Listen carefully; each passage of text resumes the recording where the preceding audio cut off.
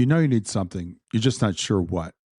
You've been listening, you're doing the work, but there's still this feeling that you're circling the same place, like you're waiting for the thing that finally moves you. Now, maybe you've thought about working with me one on one. Maybe something's held you back, the timing, the money, or you're just not sure you're ready yet. I get that. And I want you to know there's still a place for you. I built a resource for exactly this moment, guided meditations for when the waves hit and you just need to breathe, workbooks to help you get out of your head and onto the page, ebooks on what near death experiences tell us about the people we've lost and whether they're really gone, a full course for widows and widowers who are ready to find their way back to living, and a full course for the evidence of the afterlife. And all of it is available for pay what you want. Nobody gets turned away because of money. I think these resources are valuable, but I don't want to hold them back because you don't have the money to pay for them. You don't have to wait until you're ready for coaching. The next step might be a lot smaller than you think. To find out, go to grieftogrowth.com/store. That's grief, the numeral 2, growth.com/store, and check out the resources I made for you. Close your eyes and imagine. What if the things in life that cause us the greatest pain, the things that bring us grief, are challenges?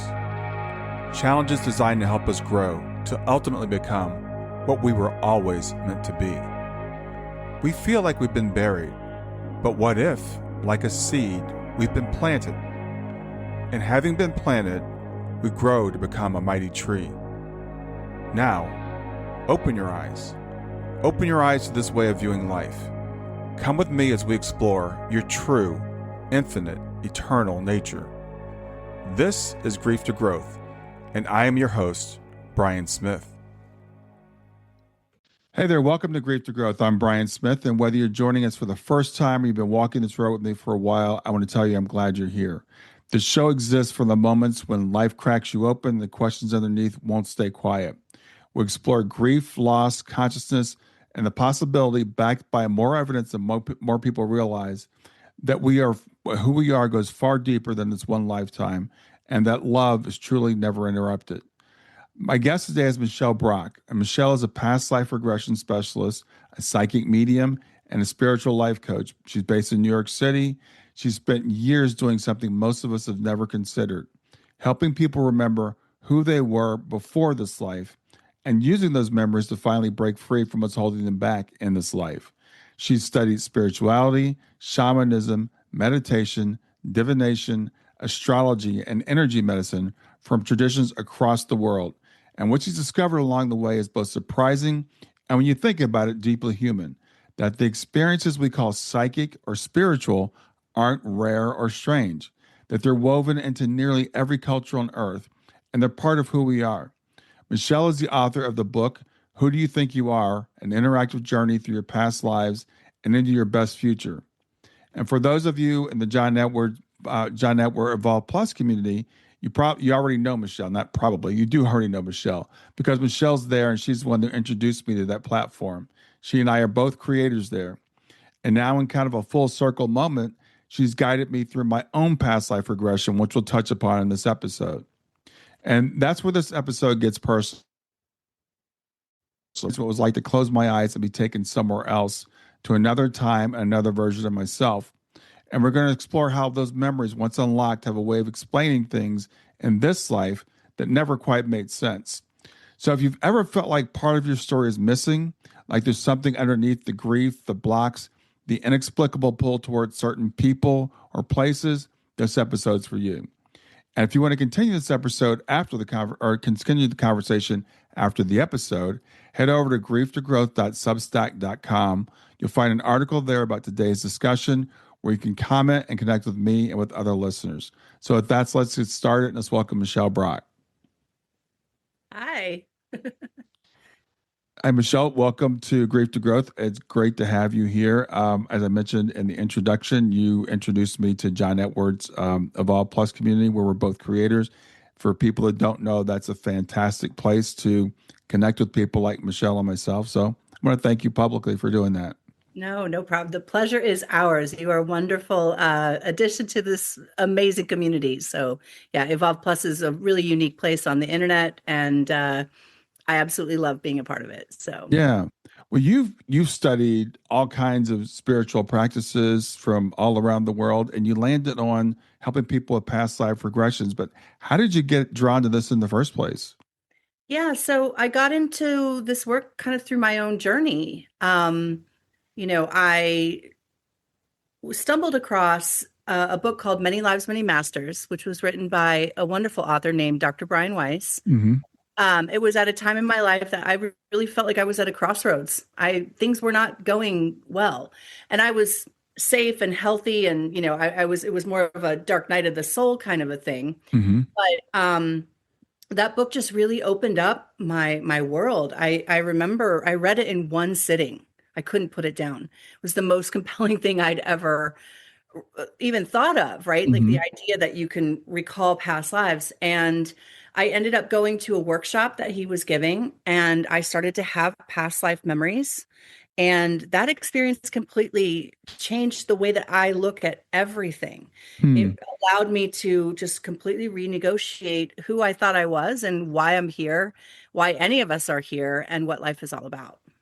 Yeah, yeah. So you said you went to the workshop and you started having past like memories. Were you regressed, or did these come spontaneously?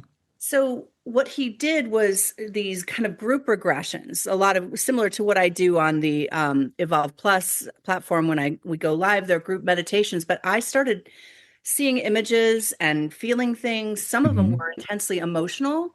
And then he actually said, I know that there are hundreds of people here. Many had traveled from far corners of the world to be there in his presence. And he said, I can only choose one volunteer to come up on stage to demonstrate this. Hmm. And the second he said that, I knew that it would be me, Oh, even though wow. I was in the back and I was kind of like, ooh, me. And he chose me. And I went up on stage and I had this experience in front of hundreds of people that just completely shattered my entire perception of myself and again, life and purpose and all of that. So, yeah, I felt like I needed to pay that forward Hmm. because it was such an instantaneously transformative experience to me. It was very healing. The regression that I did with him is actually something he included in his most recent book, which is called Miracles Happen. Hmm. The story is basically about my mother who died in this life in 1977. I was still two, Hmm. and I saw her in a past life. I saw, she was my wife. I was the husband, which seems strange, but there it was. Yeah. I felt it. I knew it. I could tell how much love was between us. And yeah, once I was able to kind of see that and how I died in that past life, it helped me kind of negotiate a lot of things about how I saw my father grieve in this life after losing my mother. So yeah, it was literally like maybe 15 years of therapy in like 30 minutes. Yeah. Don't bypass therapy or don't bypass your work with a grief coach to anyone listening out there, but it was just incredibly healing, and there was an instant knowing that we've been together before. She had to leave and couldn't stay with me in this life. We'll be together again.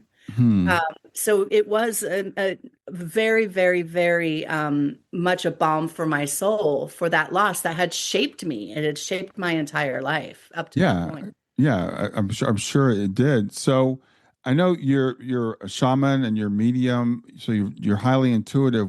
Did that come about after you had this past life regression, or was that something you had before? I definitely had a lot of experiences as a child that I didn't understand. And I also didn't have anybody that could explain it to me. I grew up very religious. Past lives were not something that my family believed in. Hmm.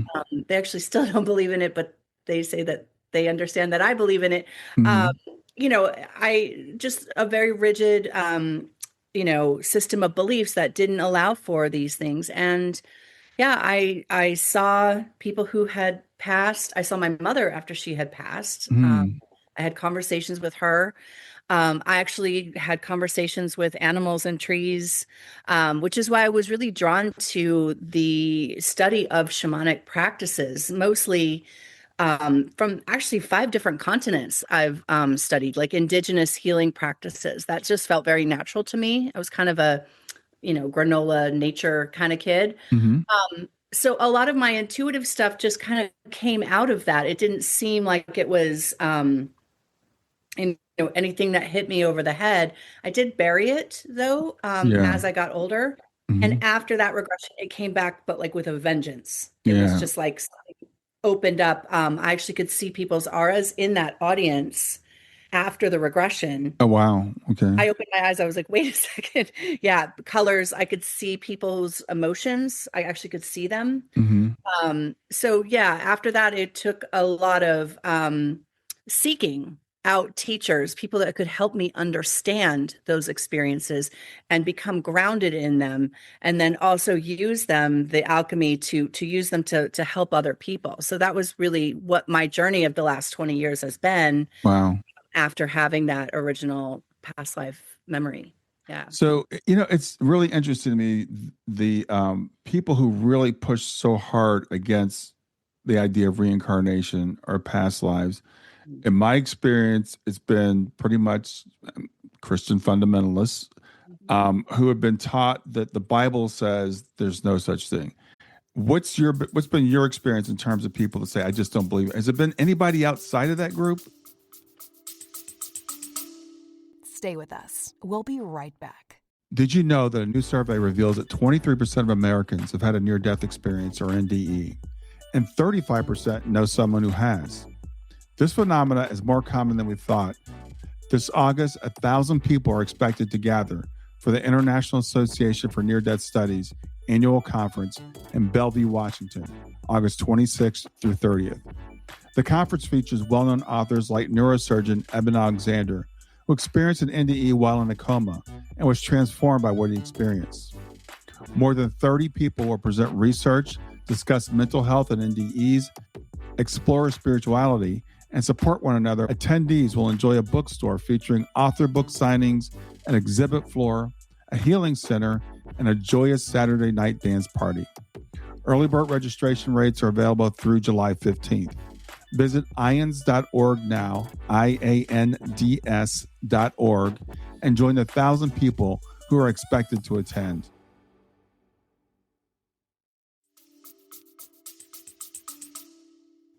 So I love to remind people that actually past lives were in the Bible. Yeah, of course. And Yeah. Emperor Constantine took them out, with the Council of Nicaea. And a lot of people are surprised to hear that, which to me makes sense because, Christianity stemmed from Judaism, and you really can't understand mystical Judaism or Kabbalah without understanding reincarnation, past lives. Mm-hmm. And actually, there are snippets in the Dead Sea Scrolls and some of those lost books that actually do speak to reincarnation. Um, my family are Mormons. Wow. Okay. So, right. So reincarnation is, they do talk a lot about like a pre-life. They call it the pre-existence Yes. and Yeah. an afterlife.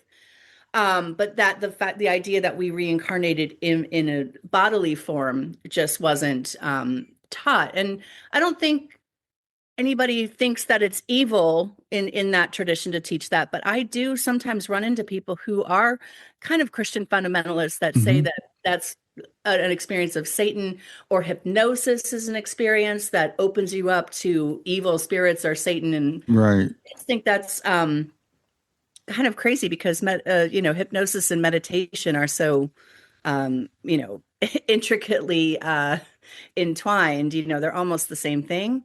Mm-hmm. um, so yeah, I mean, I just, everybody's entitled to their own beliefs and their own opinion, but what I like to invite people to do is to make room for their own direct experience.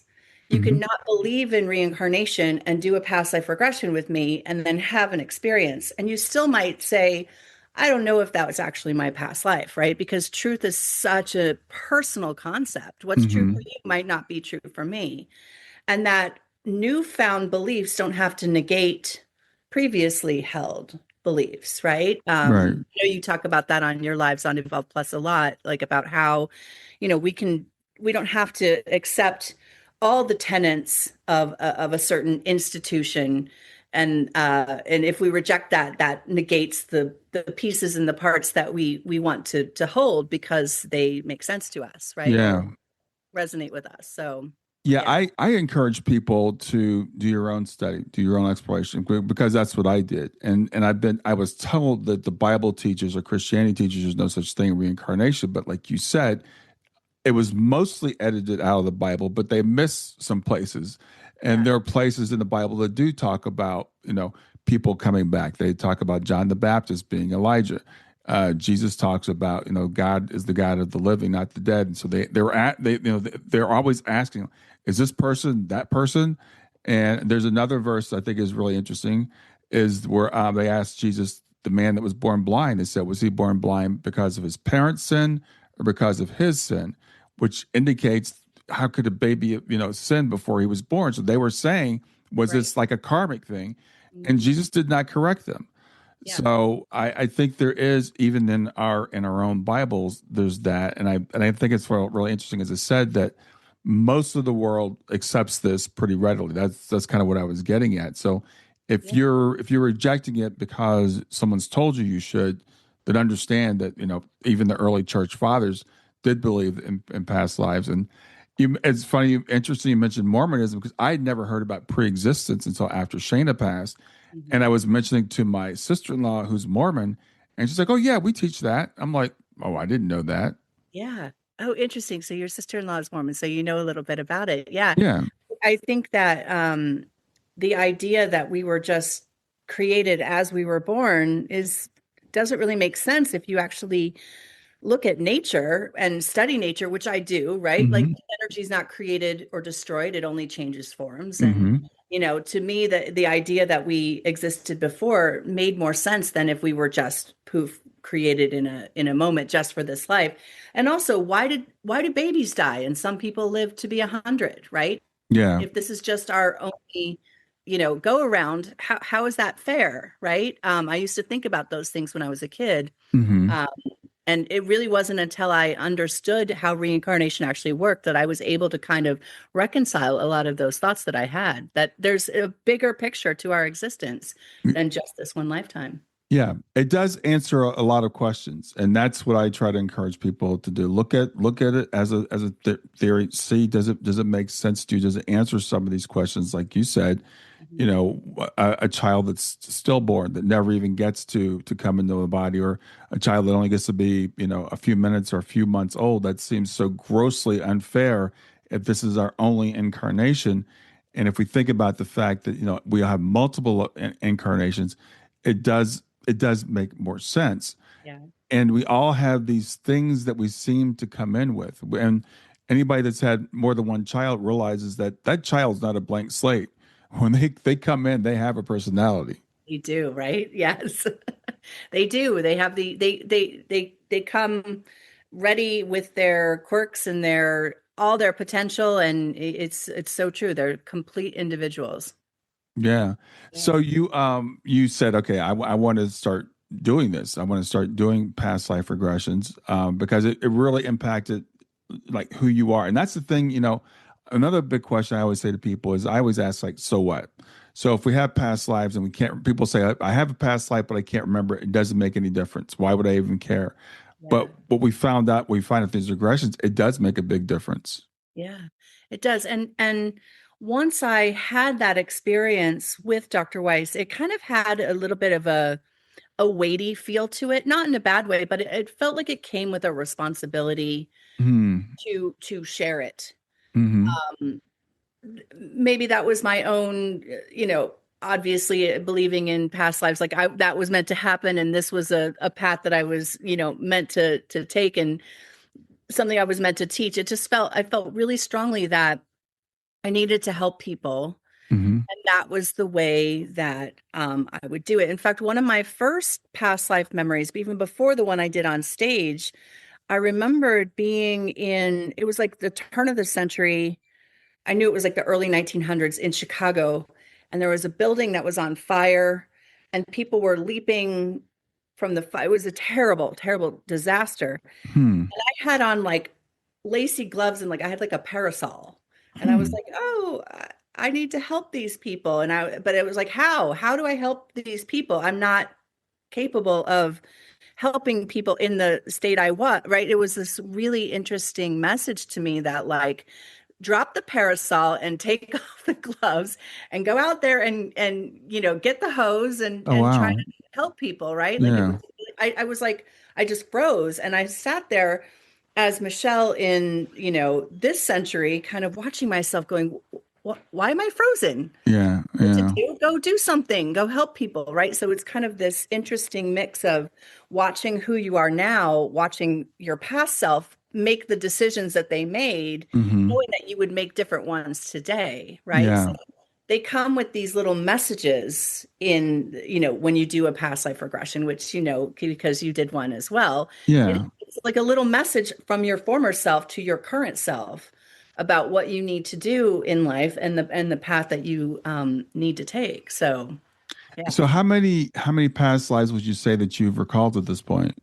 Oh gosh. Like I think like 46 or 47, like something like that, which Wow. only means that that's how much work I needed to do on myself, right? That's how much I needed to change. Yeah, they tumbled out at the beginning pretty quickly. And I remember when I went back to Dr. Weiss, maybe like 9 months after that initial experience, because I wanted to learn the technique from him. I did a professional training with him and his Hmm. wife, Carol, that they were at the time training professionals to do this. And I told him, I was like, yeah, I had like 30 past lives. And he just looked at me like, what? He's like, that's a lot more than most people.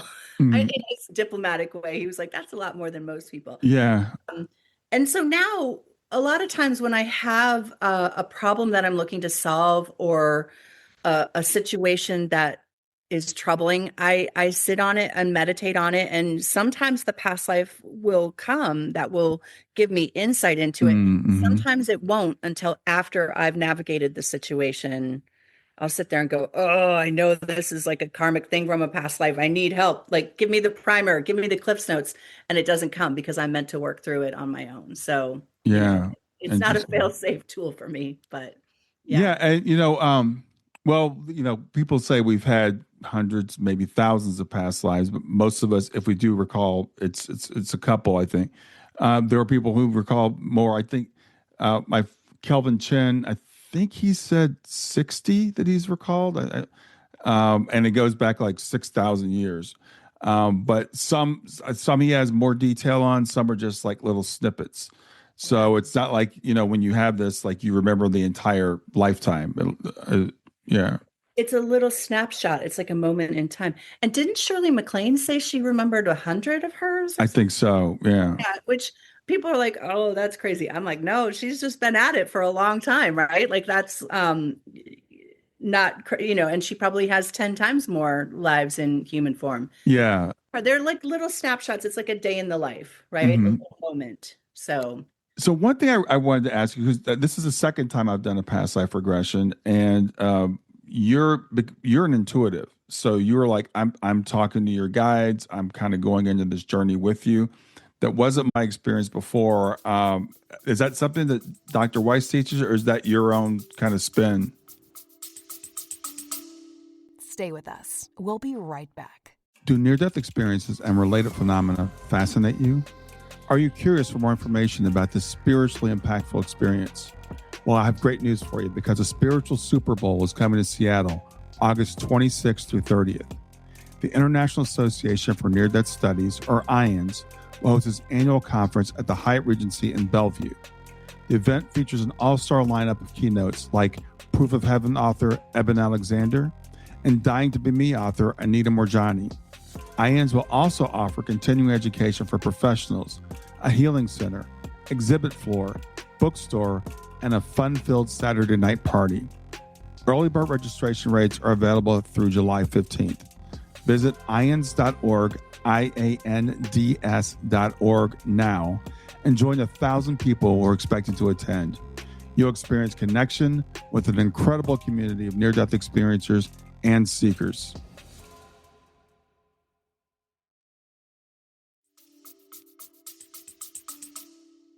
So Dr. Weiss does a really good job of, staying in a particular lane because he is a MD psychiatrist, Hmm. Yale Right. educated MD psychiatrist. And, he does this professional training to all kinds of people, including clergy, psychiatrists, people that want to Right. add it to their practice. Um, I actually realized that I could use my intuitive abilities with it as I was guiding people, as I was working with clients over the Hmm. years. So, yeah, I would just be like, wait, I'm seeing what they're seeing while they're talking, and I'm trying to be careful not to say, okay, and then we see this, and then what happens, and let Yeah. them kind of lead themselves like through it. Right. Once I realize that I'm actually seeing what they're seeing, but also when with the life coaching part of the session where we sit down and kind of talk about, what they're curious about or what parts of their life they think might be impacted by a past Hmm. life and what we want to ask our guides to help us with. I started realizing that I was getting intuitive hits from people's guides as well, or they're kind of whispering. They're like, ask him about the time Yeah. when he was 10. Yeah. um, yeah, that just developed over time as I started to practice this. And I've been doing this for 20 years now. And it's the most exciting, most interesting job on the entire planet. It Yeah, really is. well, the reason I brought that up because not everybody can do what you do because not everybody has that ability. And my experience with you to get into that a little bit was you right you had, like we had like this life coaching session before, which really kind of set it up, and then we had a little debriefing afterward. So it's more than just like you're just going to have this experience and then it's up to you to just kind of figure it out. You're bringing in guides. You're doing a life coaching thing like what are you looking to get out of this? And then after you do it, what did you get out of this? So going back to my like, so what thing, I might have a past life experience to remember, I was an Indian woman and whatever, and I had this day and then this is the way I died. But how does it impact me now? What's the message from that? Because my understanding is when you do get a past life, a memory, it should have some application to the life you're living now. It shouldn't just be like just totally random for no reason. Right, absolutely. I always want it to be a usable tool, a piece of information that's applicable to your life now. And the joke I always make is like, unless you're an archaeologist, who cares, right? Right. History is cool, and it'd be like, oh, I was in this time period. Well, what's the takeaway? How do you take that home, right? And there are a ton of books out there about people's past life stories. Like it's like, and then he was a pirate and he remembered this and he remembered that. Like I remember feeling curious. I was like, well, how did he take that pirate home? And Right. how did he use that in his life today?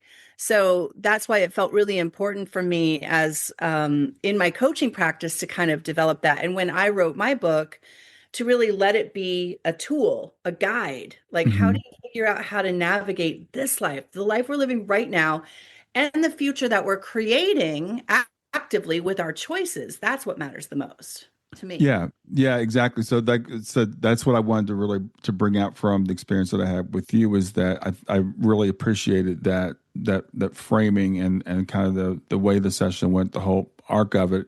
And it wasn't just remembering random things and that was able to help me kind of take these things and plug them into like what are we doing and we talked about like beforehand which I think set it up to like these are the types of things that you need the things that you need, right? That's what we really want to know is what is it that I need to know now to apply to my life today.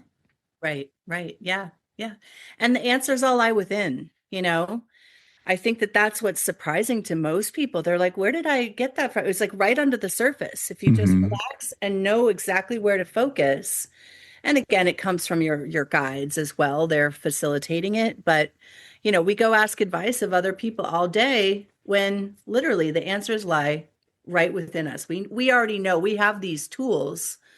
And we've been old and wise many times too. I started thinking about that. Like we're thousands of years old and we've had so many different variety of life experiences. Like if we can use that to navigate our lives today and also help contribute to the what's going on collectively in the world Hmm. today, which is, requiring a lot of us, to Hmm. grow and change and evolve. So yeah, it was really important to me that it not just be like past life tourism, or you're floating on a cloud and tripping out on what your details were of your Right. past life, to actually have it be a usable piece of information for your life today.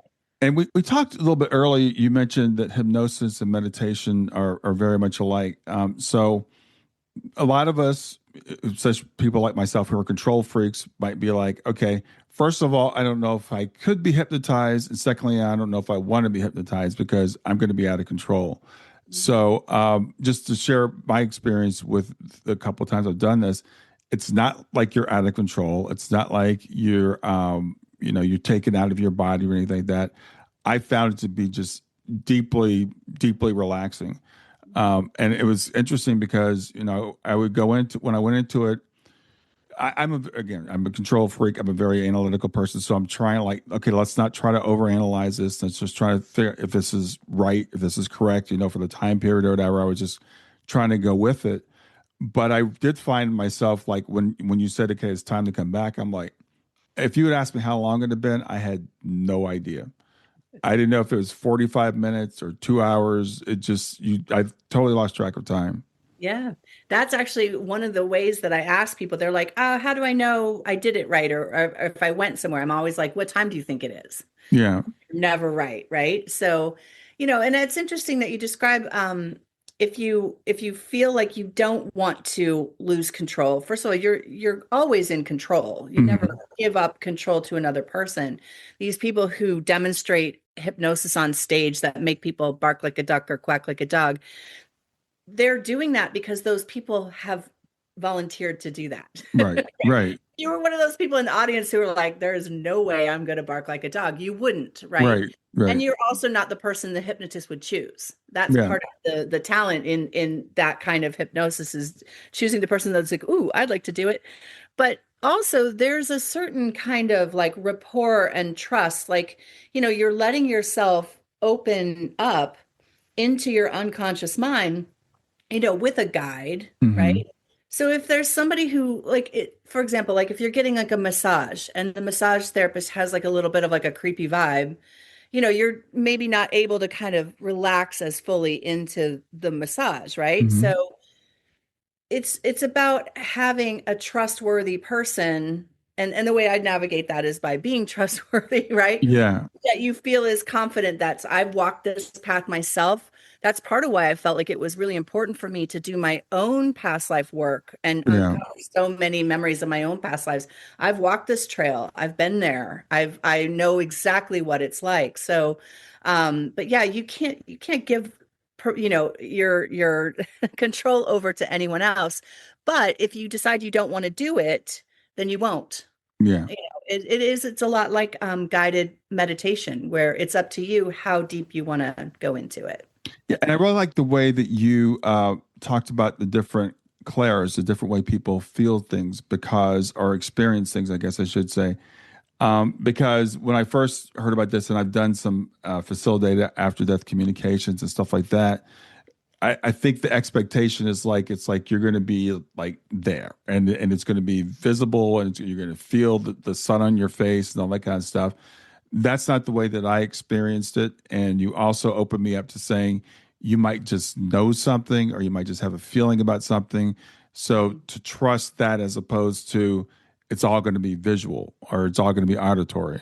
Yeah, I think that for some reason, as human beings, we think that what we see makes something more real than what Hmm. we feel or know or sense or smell, right? Where we have five senses, we have many more. Like like ESP is not, extrasensory perception isn't just one way we perceive. There's many ways we can perceive. Hmm. So yeah, a lot of people do kind of just know it. That's called claircognizance, clairsentience. I'm also claircognizant, clairsentient. It can be harder to trust. Hmm. And then again, the clairvoyance kind of can come with that. But sometimes people have to take a leap of faith and are like, well, my gut's telling me this is where I am. And you did a really good job of kind of letting it flow and not shutting it down, but it did start from the gut. And then from there, I think that you were able to kind of see and feel other things as well. But yeah, Yeah. it's not like being in a movie or, being in a time portal where this you can hear Yeah. people singing and the sun's on your face, but it's different for everyone. Yeah, and like I said, I think that's really important because it's setting expectations going in. Because I've done other types of things before, and I'm like, well, I didn't get anything, and other people are like, oh yeah, I saw this or I felt this, and after the years that I've been, doing this work and talking to a lot of people who are mediums, I know mediums experience things differently. So a lot of us think that mediums, it's like your loved one comes in and sits down in front of them, and they can look at them and describe what they look like, and they hear their voice, and that's not the way mediumship works. It's really learning to trust those more subtle senses. So I think that's why it worked better for me this time maybe than even last time, because of the way you set that up for me by saying you don't it doesn't have to be this way, and more trusting what you're feeling. Yeah. And like, again, we have many ways to experience psychic information. And I start using these terms with my clients like clairvoyant, claircognizant, and they're like, well, I'm not a psychic. My response to that is, but you're a human being, Yeah, right? yeah. All human beings are intuitive. It's a matter of learning how it works for you. Not all of us are mediums. And, I'm not a medium in the way that, John Edward is a medium. I actually get things from your guides. Hmm. It's a matter of just kind of learning how it works for you. And anybody who's interested can develop those skills. And Hmm. that's, I think, one of the most powerful side effects of doing a passive regression is you kind of get a guided tour of your unconscious mind and a lot more confidence. Like I am somebody who gets those gut feelings, or sometimes Hmm. I'll see things that happen, right? So that's kind of the intuitive development portion of, doing a regression. It has a lot of benefits, but that's also an additional one Yeah, that you can. absolutely. And I've done a little bit of mediumship training, nothing formal, but I've taken a couple things from friends that are mediums. I've sat in on a couple of things. And for me, I would, when I did get hits, and I got a couple that were pretty incredible, I just totally felt like I was making it up. Yeah. And I was almost embarrassed to say it because I'm like, okay, I'm just making this up. But then they were like, yeah, that's right. So that helped me a little bit to understand, okay, maybe I should trust this. Yeah. And my experience with you, I had a memory, because the first thing I had to do was have a childhood memory. And I was telling you, I don't remember much before about the age of 8. And I went back to like I was 3, which was really kind of surprising to me because I don't remember. I mean, I know those memories are there, but I can't access them. And then I had a couple different lives that I had. One was pretty historically accurate. There were some things about it that were off, but like a couple things that were really, and the other one wasn't so historically accurate. Mhm. So it does, and I want to say to people, it doesn't mean that like you're going to get everything right. You're going to say it's June 23rd, 1865, and this is the day that Lincoln was shot or something. Right, right. It's true. Yeah. I mean, the names and dates and places can sometimes be tricky, but as long as you get enough of the pieces that you feel that you understand that's the time period you're in without worrying about all of the details. And I get people that do kind of overthink this. Like I think I told you during our session, I had a guy I worked with one time who was like, were cars invented in 1903? Because I just Yeah, said that it's a car and it's 1903, right? It's kind of like to not worry about all of those kind of details. But I do remember your childhood memory. I think it was when your brother was a baby, but yeah, you said I have Buster Brown shoes on, yeah, right? yeah. And see those kinds of like details. And you just knew you were 3. You didn't have to go and ask somebody if you were 3. You just knew, right? Right, right. Right. There's a knowing and a seeing and a feeling, and it's kind of a combination. So, Yeah. yeah. So I guess the advice I've given to people, if you're thinking about doing this, and you again like someone like me, you really starting to try to learn to trust yourself, and don't overthink it, and don't feel like everything has to be right. There have been some people that have gotten really super specific stuff, but I don't think, and you can tell me that's probably not the usual experience where someone's gonna uh, get everything historically accurate. I do occasionally get people who send me like a newspaper clipping that they believe was their own obituary, or Yeah. they'll say a date that lines up with. There was one woman I worked with one time who was describing the working with developing the vaccine. I guess it Mm-hmm. was Polk or whatever, but and she said a few things, details that were like, whoa, that was what happened, right? Mm-hmm. Um, so and she also worked for a pharmaceutical company in this life, which is Interesting. interesting. Yeah. So there's stuff like that, and as far as clinical evidence, scientific evidence that this person's past life was real, I don't know if we can ever definitively do that, right? Yeah. There's empirical evidence, which is I think substantial enough that for me it's kind of like, oh, if you describe this scene and there's a newspaper clipping that describes the car accident that you described, the make, the model of the car, who you were in the car, right?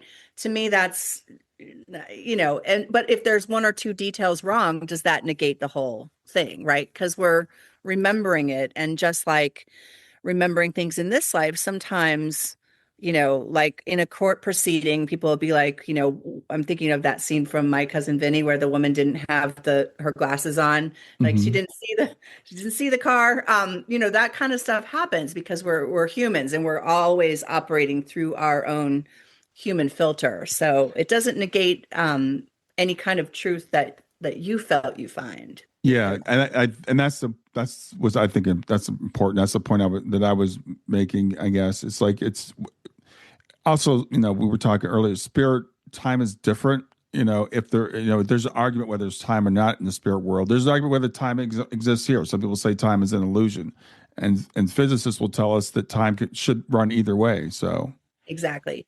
And I think also too that lifetime that you felt wasn't as historically accurate. Do you remember I asked you when you said the year, I said, would we call that AD or BC? yeah, yeah, So maybe that was the detail you got wrong, right? Or yeah, it's kind of hard to say. But for me, I'm actually more concerned, and my teacher, Brian Weiss, will say, because he's an MD psychiatrist, he'll say, even if you made it up, it's still true, yeah, yeah, right? And for me, it's more about kind of the takeaway, but there's also an emotional kind of quality yeah. the past life memories have, that if it were projection or fantasy or something you read out of a novel, I think would be difficult to replicate. And I always point that out to people. I'm like, I don't know if it's real, but you are crying. Yeah, I have to say because the first memory that I had, which was the one that would be called Turkey in today's time, it was okay, and I felt it and everything. But the second one I had, I actually got really emotional, and I was like, why am I, I really couldn't understand why it was so emotional for me. So that. And I could, that's the thing. It's like, it was interesting because the year I got was the year that, something happened historically in the US. And I was a Native American and I actually got the tribe right. I got the state wrong from where they would have been from. But the state they went to, I actually did get right. And again, that's not the really most important thing, but it was a sad life. It was like, well, sad, I guess, from a certain perspective, right? So that one really impacted me a lot. That particular life that I recalled. Yeah, the grief, the loss, Yeah, the the I don't think you felt angry, but there was a certain kind of unfairness about what was going on, and it really was palpable the yeah, way that felt emotionally in that yeah. experience. Yeah. So I want to get to your book because you've written this book, and I want people to understand. If they don't get a past life regression necessarily, which I do recommend, tell people about your book. Yeah, so my book, actually I have it right here. Um it is called Who Do You Think You Are? An Interactive Journey Through Your Past Lives and Into Your Best Future. And it is really interactive. I designed the book to be for people who regardless of if you've had 50 past life regressions or never had one or never even heard of it, that it actually helps kind of open you up to the idea that you can connect with your past lives.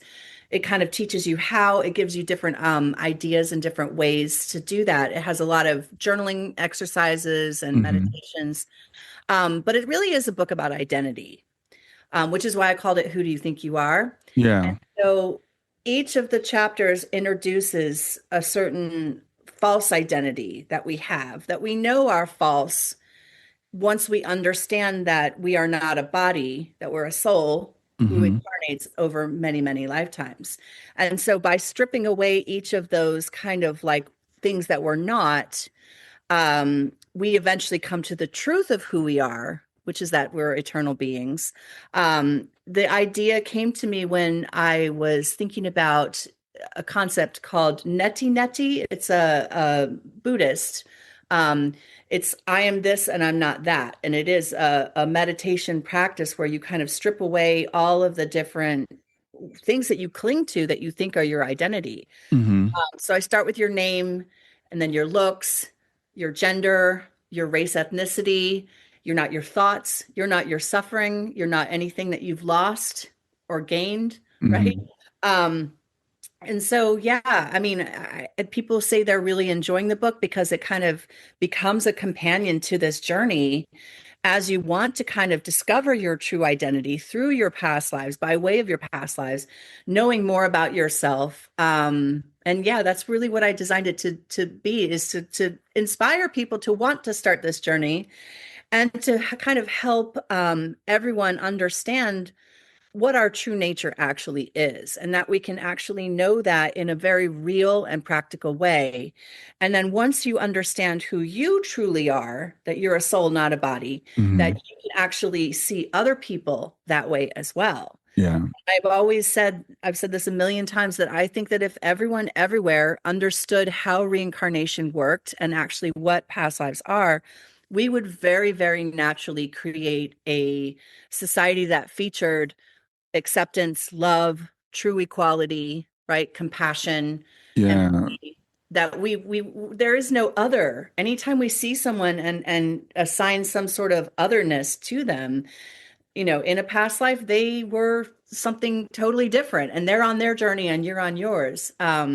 So that was, my intention behind that book, was to really kind of teach by showing people, like, see who you were in a past life, and then, you know, see that these identities that you cling to that are keeping us disconnected and keeping Yeah. us away from that kind of unity consciousness that we so desperately need to find a way to achieve.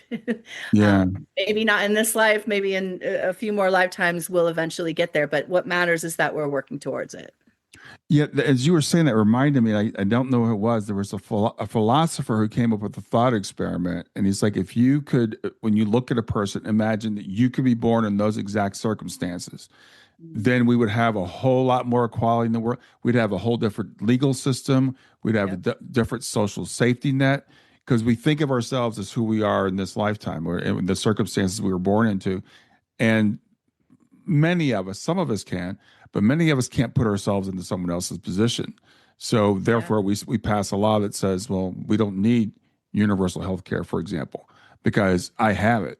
Because we can't imagine being in circumstances where we don't.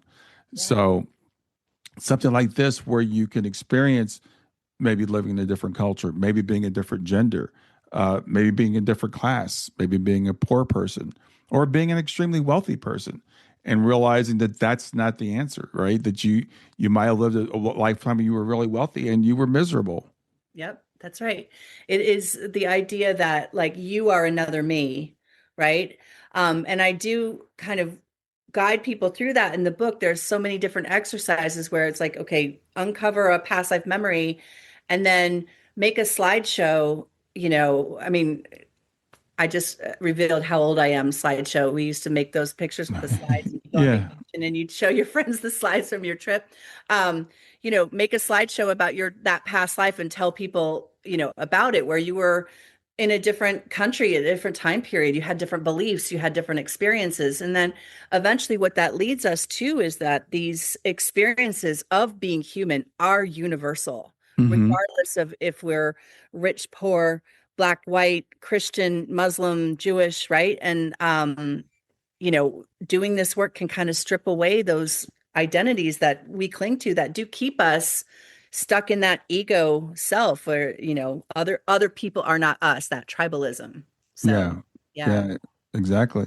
Yeah. Well, is there anything that I didn't around to ask you that you'd like to talk about?